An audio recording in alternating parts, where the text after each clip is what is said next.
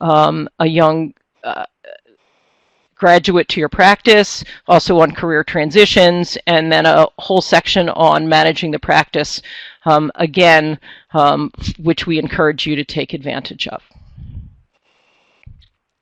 So the task force had to have a couple of deliverables, and if you've never been involved in a task force at the National AEP, the board charges the group for over a 2-year period to really get to the nitty-gritty and come up with some meaningful outcome, not just sit around the table and brainstorm about what our members need, but actually go out and ask members and then find places to deliver and answer some of their questions. So if you didn't have a chance to read some of the AEP news articles that are listed on the right, I encourage you to do so. There was a commentary on leadership, and I would encourage everyone on this call to step up and lead.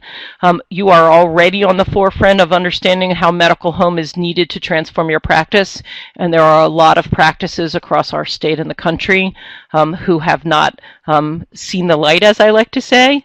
But there's a lot of information in there so that you can sort of understand what's happening in the landscape around you. We updated those web page contents that you saw on the practice transformation practice.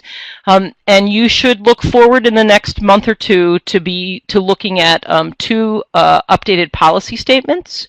The group was charged with writing taking the existing telehealth policy and retail-based clinics policy and trying to look forward and forward thinking in practice transformation.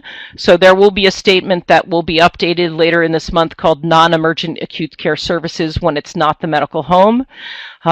We used a lot of the medical home experts on the group to try and interweave the importance of the medical home as the center of care for these statements.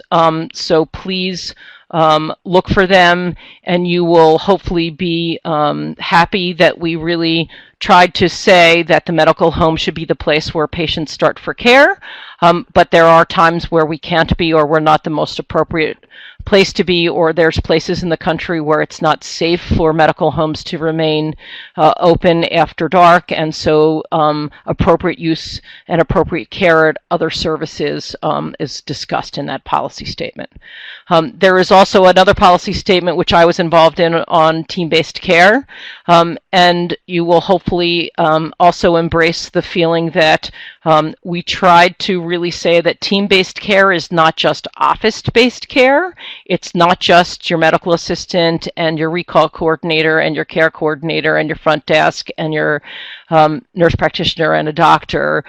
We have to look at what the needs of the patient are, and we try to make the patient at the center of the teams in that policy statement, and understand that the team will flex and should be responsive to the needs of the patient and the family.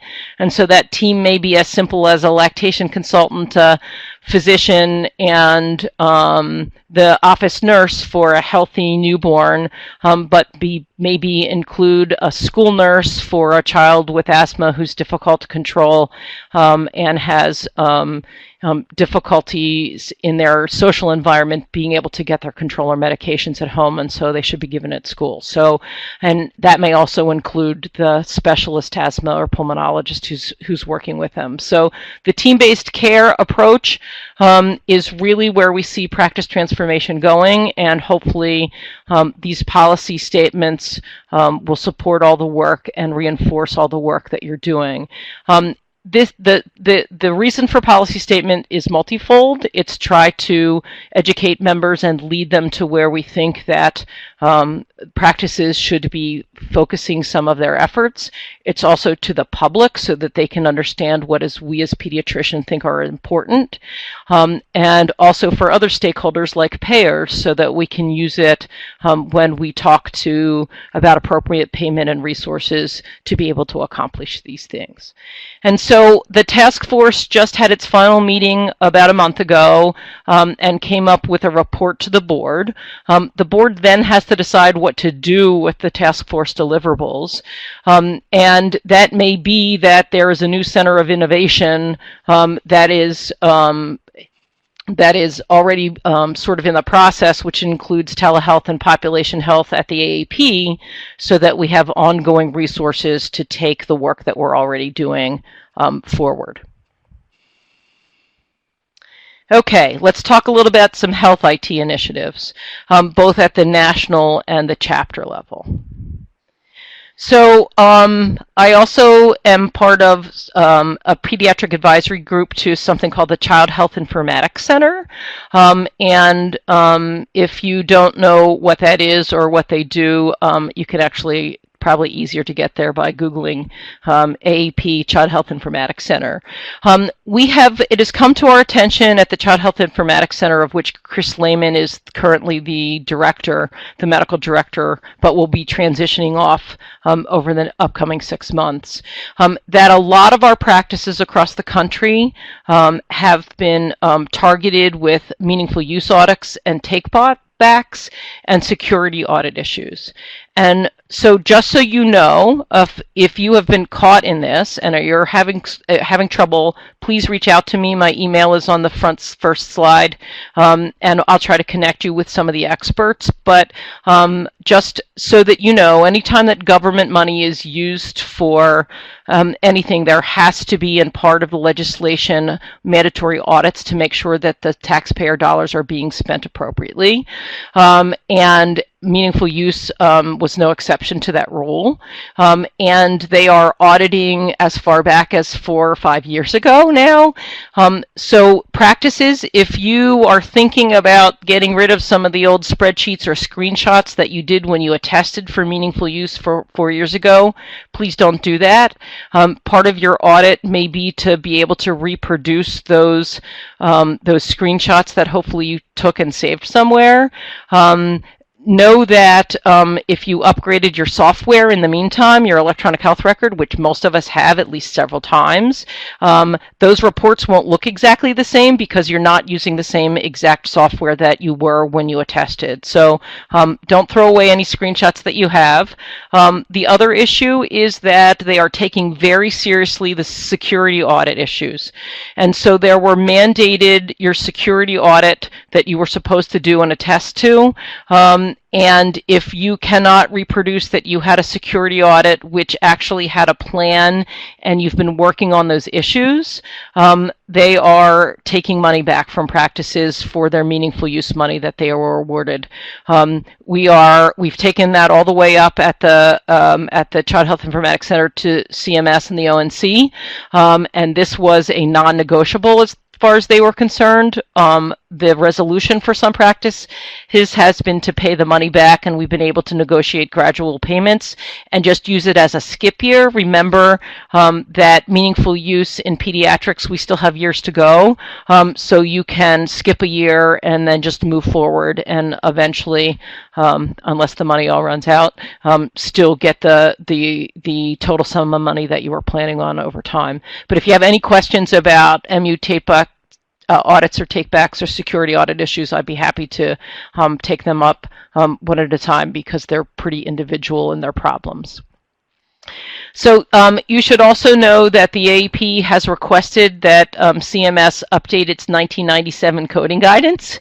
The last time CMS wrote coding guidance of what needs to be a node in order to support a level of E&M coding and CPT coding was in 1997.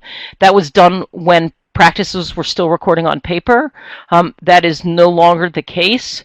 And currently in that guidance, a lot of information can be entered by staff, but the CMS guidelines for 97 and 95 guidelines say that the HPI should be required to be entered by a provider. If some of you are letting your medical assistants and nurses enter the HPI for you, just know that with your EHR, they can now, it hasn't happened yet but we are worried that it will. The payers can ask for an audit trail, which includes who wrote what data, and we are concerned that the payers are going to ask for money back if the provider did not actually write the HPI themselves. If you do currently let your staff enter your history of present illness when you're seeing patients, we ask that you at least write a little note that, see and agree with above HPI so that you're covered if you get audited, but realize that we believe at the AAP that this is a gap and needs to be addressed. We also believe that the coding guidelines for medical decision making need to be changed. We are now getting inundated with much more data, including, patients giving us their downloads of their insulin and glucose monitoring device logs, and we believe, the Academy believes that CMS needs to update their coding guidance to reflect how medicine is actually being practiced today, and it's been a long time since they did that. You should also know that when you are writing a note and you have a lot of diagnoses, ICD diagnoses on your visit note, the current electronic claim standard says that only 4 diagnoses can be sent per CPT. And we'll get to that a little bit in more detail in an upcoming slide. And we are working to work around and change that because it's got implications for risk adjustments, which our practices or our payers are doing. And then the last thing about HIT initiatives is direct messaging. Some of you may or may not know what this is about, but it is really a secure email messaging so that we can exchange information from healthcare entity to healthcare entity without having to write an HIE to do everything. So when we talk about the number of diagnoses per CPT, if you do a preventative well visit for a school-aged child, and the CPT is 99393, according to the current claim standards, only the first 4 diagnoses can be hooked to that CPT.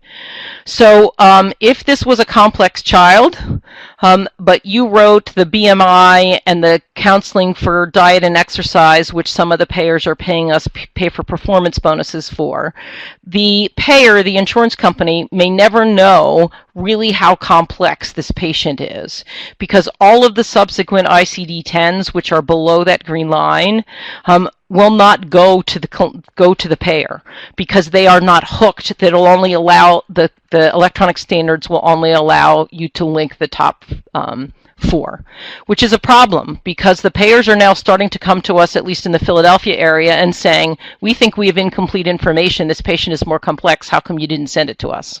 And as I pointed out to our friends at IBC recently, well, we can write as much as we want, but the claim standards will only let us send some. So we're working on a couple of strategies to get complete data to your payer. But if you're hearing from your payers that how come we don't know how complex your patients are, or I heard from one group where the payer says we're not paying you as much because all your patients are well, it's not because they're not. It's because the payer doesn't have complete information.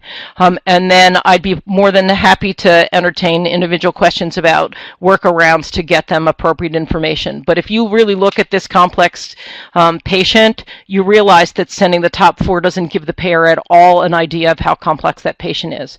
And for those of you who aren't aware, there are lots of social determinant of health ICD-10s, and I would encourage you to start looking at them and using them, because we now know that a lot of the complexity for kids is not just medical complexity, but it's social determinants of health, and if we don't start at least tracking them, people aren't going to understand how complex some of the patients are that we take care of. So direct messaging. Direct messaging, which I talked about, is really secure email messaging.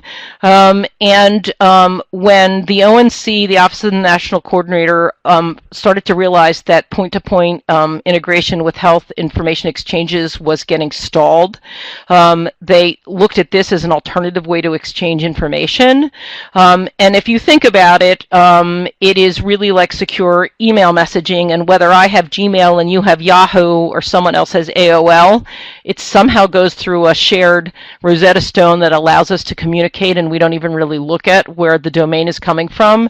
The thought behind direct messaging is to be able to do the same thing. It has to be integrated and available into all MU certified EHRs. So if you have a certified EHR and you have not heard about direct messaging, ask your EHR vendor what's available. For people who are not using an EHR, and I apologize for spell check made my EHR a her, which it always does. Google, Word needs to fix that. There are web platforms, so you could sign up for direct messaging and just go to an email basically and be able to exchange information and looking in basically in a different secure email browser. It's essentially secure email between trusted healthcare professionals, and there are a couple of that are supported through regional health information exchanges. The one that we use in the Southeast, which is the counties are listed, is Health Share Exchange, and there's a contact person if you're interested. If you're in other parts of the state and you don't know how to connect through direct messaging, we can help connect you at the chapter level to make sure that happens. So the other thing with not just an email, it allows you to exchange information through something called a CCDA, which is a clinical care document. And where currently we get a fax and you have to enter, well, these are the diagnoses that the specialist said the patient has and these are the meds they put them on.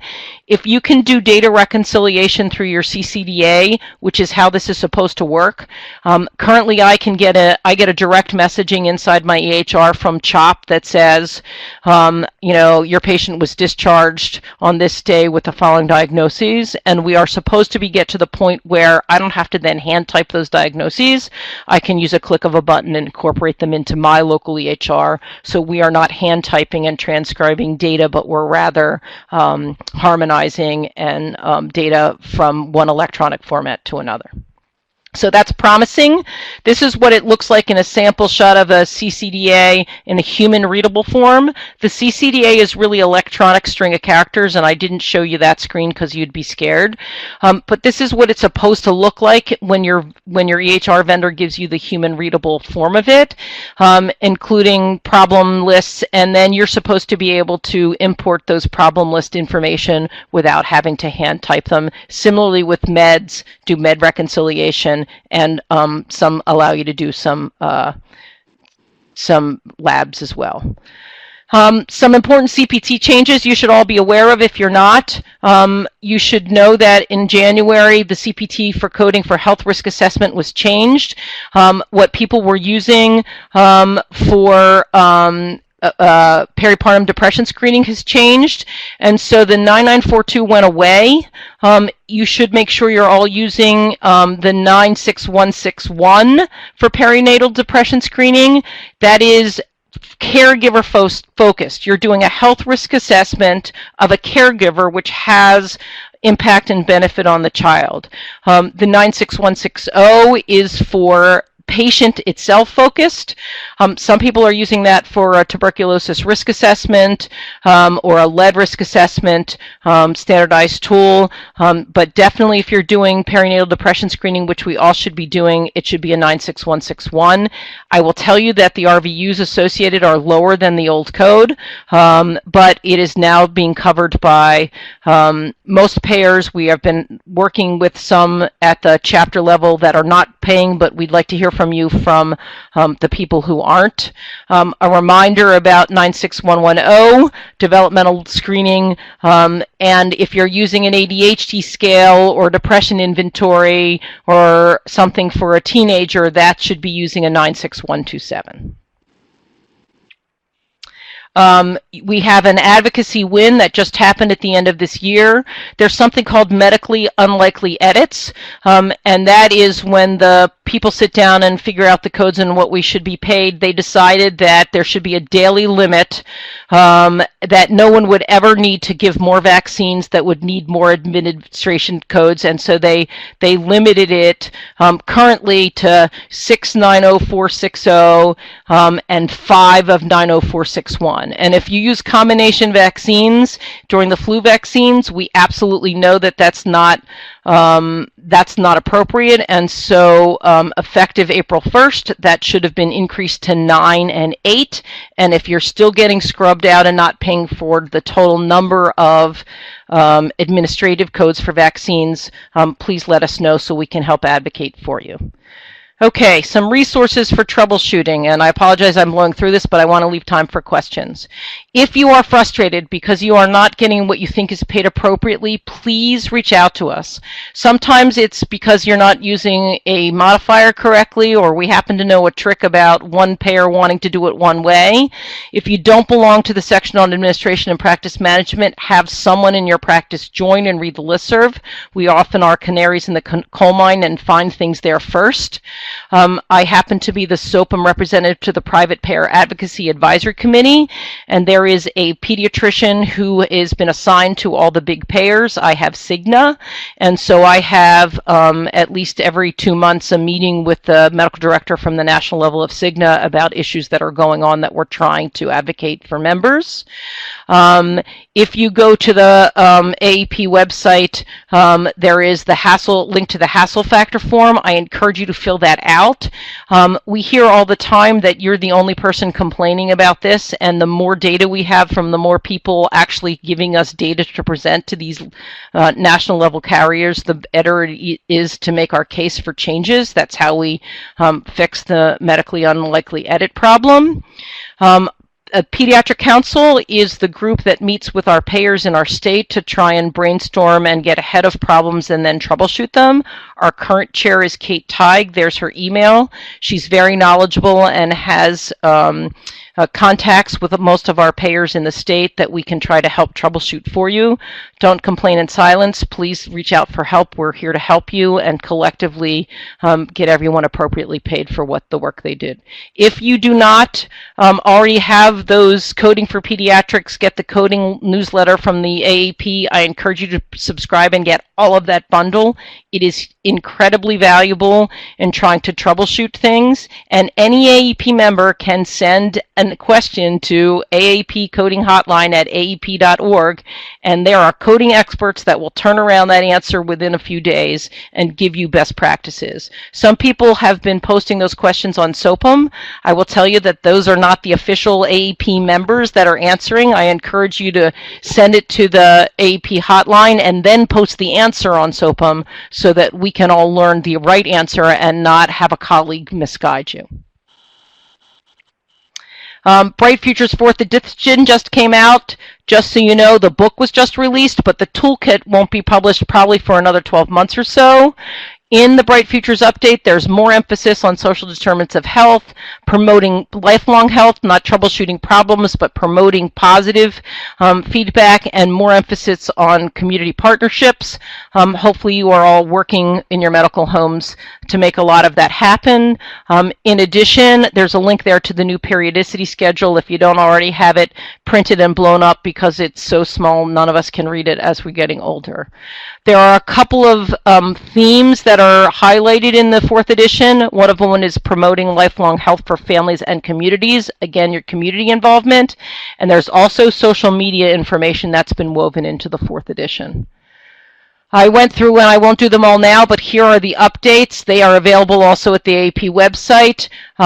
There are some footnotes that are changed in the timing of hearing and not doing every year, although I will tell you that a lot of my colleagues and I are still doing it yearly, even in the older groups, as it's hard as patients move around to know when they were last done at their last visit if they're not with the same primary care physician. There is information about adolescent depression screening, which should universally be done annually beginning at 12 years. If this is in the new BF schedule updates. So if you're not doing adolescent depression screening, The time to start is now. Again, they said it is now standard of care that we should be screening for maternal depression at 1, 2, 4, and 6-month visits. So if you're not already doing that, up to 6 months, patients and families are at risk, and you should be doing it through 6 months. There's some additional guidance in the slides. Eve will be happy to know that there's been some updates for the oral health guidelines. And then the last thing I want to cover before questions is you should now be aware that there are immunization changes that happened at the state. And what they have decided is that there used to be a 8-month grace period, that if you started kindergarten or 7th grade or 11th grade and your immunizations were not up to date, you had up to and now I can't remember, I think it was 8 months to get up to date. It's now 5 days. On the 6th day of school for every grade, kids who are not up to date or have a plan to be updated are going to be excluded from being in school. These requirements are listed, including a 4th IPV after the 4th birthday. If you're just counting doses but not making sure that your 4th is after the 4th birthday, those kids are going to get caught and sent home. And a second MCV4 for all seniors is going to be mandatory. So this is a huge change. One of the reasons I added this last minute is we have to start acting now, or we're going to get calls in September that kids are being sent home from school because they are not up to date. You will, if your patient is not up to date and it's a multi-series vaccine that you can't just give, you are going to be asked to fill out this card with a plan. And the first in the series, like if it's a DPT series and they're not up to date, the first has to be done by the 5th day of school, and you need to have an appointment in your calendar that you and the patient have agreed to about when they're coming back. Put it on this card and sign it. It's going to require a signed plan card with the scheduled dates that we're going to have to give patients who are in a series that's not yet complete, but you gave the first one. So some suggestions. Some people are going to, and we're having this discussion at my practice on Monday, do we just give everything at the 4-year-old well visit as long as we schedule them after the 4th birthday? Because then we're not caught in the kid turned 5 in August, they're going to school, but their well visit's not due till December. We're running recalls now for all 16 to 18-year-olds who've not had their second Menactra, and we're getting them in. We're double checking our dates. We're using every opportunity to vaccinate kids who are coming in for their driver permits, exams, school camp form completion. We're not giving them the forms until they're up to date because we know this is going to be a problem and a crunch in August. And remember, if anybody's behind, don't just schedule the one and say, we'll schedule your next. Put them all in the calendar. If people don't know their schedule, it's at least in your calendar, and you can call them when they don't show for their appointments and get them back on track. And then encourage your families to give this, after you update them, give them a new form and give it to the school nurse. The school nurses are going crazy trying to update all the information. Okay. Questions? Great. So if anybody has a question, if you hit #6, you can unmute yourself, and you can also write questions in the text box, too, if you don't want to speak.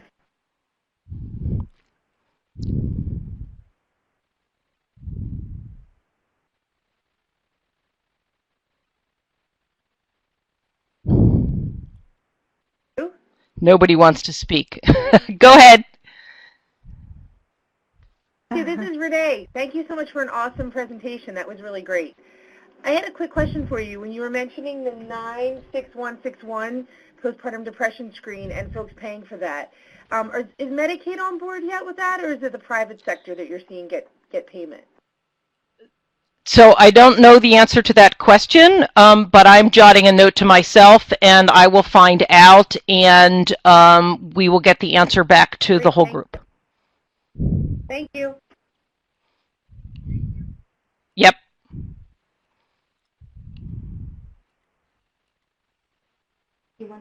We have another question. So Mount Erie Pediatrics is asking any updates on payments and how to best use telehealth? So we're stuck in Pennsylvania, and there's a lot of legislative action. And I would encourage you, if you're interested in advocacy, to sort of get on board. I will tell you that there is a lot of interest in the Medicaid side and paying for mental health via telehealth. The problem we're having is how to connect to extend the medical home using telehealth.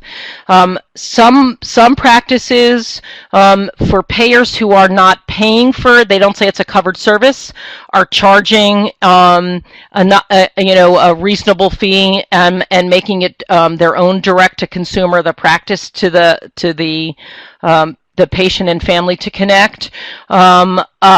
There are some payers, including in the Philadelphia area, who say, quote, it's a covered service, but they are covering at less than $20, which makes it not really a covered service. And there are a lot of payers who are, and it's actually from the employer standpoint. You have to remember that the insurance companies, the non-Medicaid insurance companies, they're really their customer is employers. And so employers are going to the insurance company and saying, I need to keep my patients or my workforce in their seats working during work hours, and I need to keep them out of the emergency room. And so a lot of them are demanding that the payer somehow have a carve out or something or an affinity with the telehealth program to keep their adult workers at work and not using the emergency room. And so a lot of that is being driven by employers, and the children are being the law of unintended consequences by being thrown in there inappropriately too. We know it's a mess, but we're working on it, and there are some practices that are either charging directly or have had some trials with some payers to try to make it happen. And I just got an answer that Medicaid is not yet paying for maternal discretion. It's being taken up with the appropriate deputy secretary, and CMS has recommended that Medicaid pay for it. So stay tuned, Renee, we're working on it. And I think that Bright Futures having it there as standard for those visits is going to help.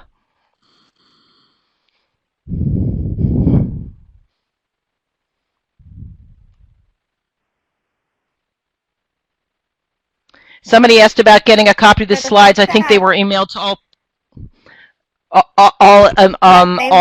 attendees. Terrific. Are there any other questions for Dr. Sue? Remember, it's #6 if you want to unmute.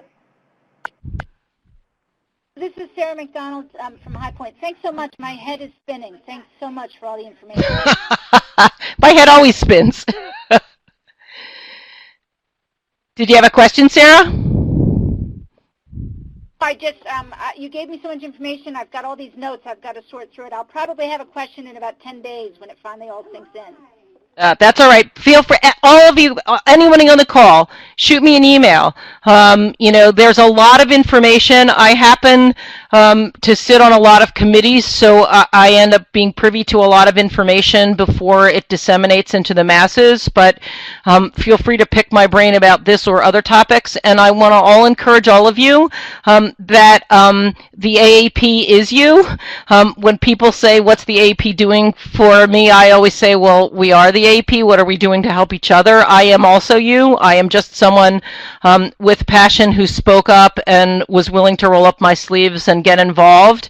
And together, collectively, we can actually get a lot of things done through advocacy and hard work and just connecting the right people to the right people. Often that is the way that we get things done, and then disseminate information. One of the challenges I think for practice transformation as we start to really look at social determinants of health and incorporating mental health and community resources is We still have a lot of colleagues across the state who are in a reactive mode where the way they care for their patients is waiting for someone to call up and get care. And I'd love to hear from anyone who's got some brainstorming ideas about how we start to move from being reactive caregivers to proactive engagers for our total population. And we've given webinars, but there are some people who really are still heads down on how we get to look them to be heads up and move forward. And even if you don't go through the process of NCQA recognition for medical home transformation, it starts to get you thinking about how you manage your population in a proactive way and use resources most appropriately. WellSpan Pediatrics, did you have a question?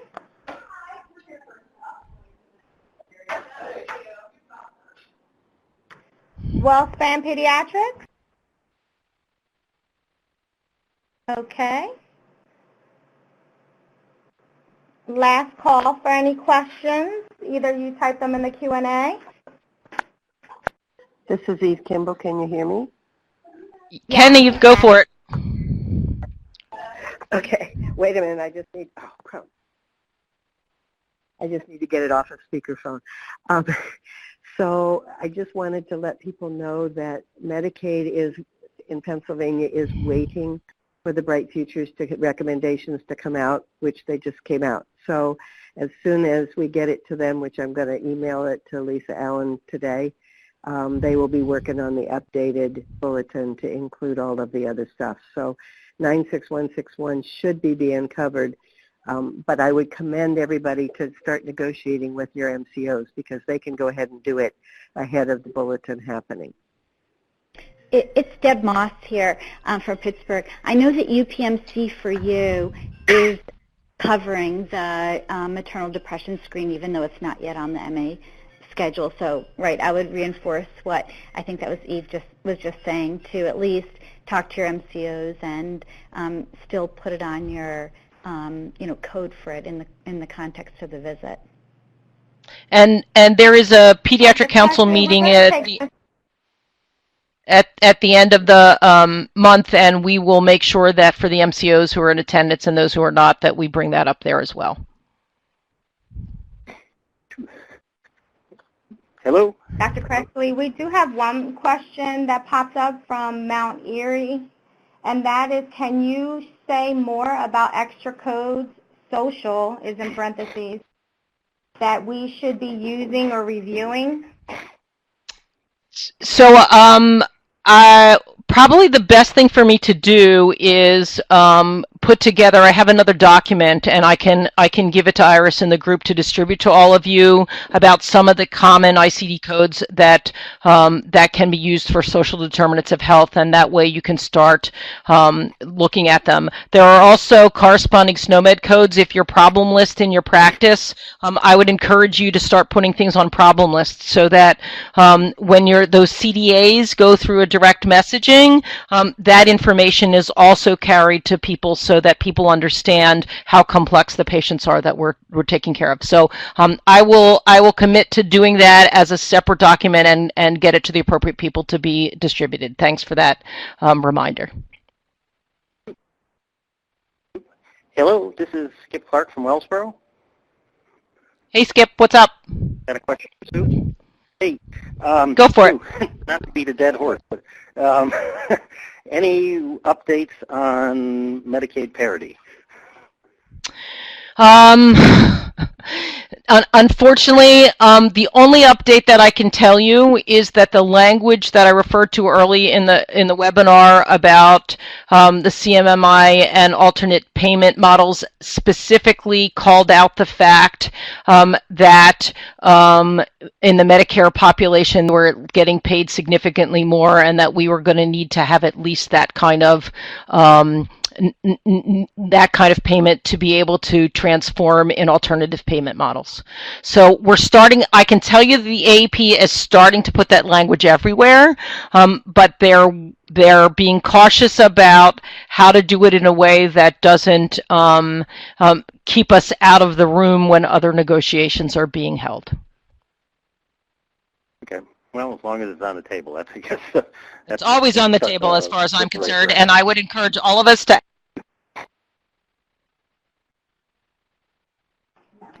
Well, thank you everybody for being on the call, and thank you, Dr. Cressley.